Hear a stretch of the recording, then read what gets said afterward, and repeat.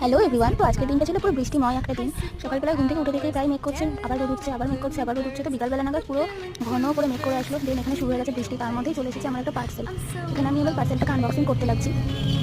তো পার্সেলের ভিতরে কী আছে সেটা তোমরা একটু পরেই দেখতে পাবে। এটা আমি অনেকদিন আগে থেকে কিনবো করছি, কিন্তু মানে কেনার সাহসটা ঠিক হচ্ছিল না যে কিনবো কি কিনবো না এরকম ভাবতে ভাবতে হঠাৎ করে অর্ডারটা দিয়ে ফেললাম।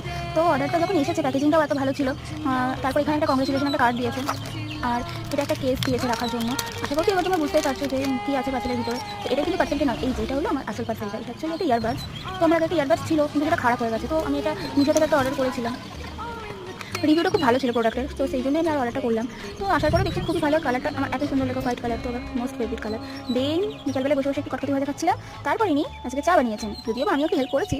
তো তারপর এখানে আবার ছাদে চলে আসলাম। ছাদে আজকে সারা দিনটা পুরো বিকালটা পুরোই মেঘাচ্ছন্ন ছিল, তার মধ্যে বৃষ্টিও হয়েছে যেহেতু, সেই জন্য জলের মধ্যে একটু পা দিয়ে দাপাচ্ছিলাম।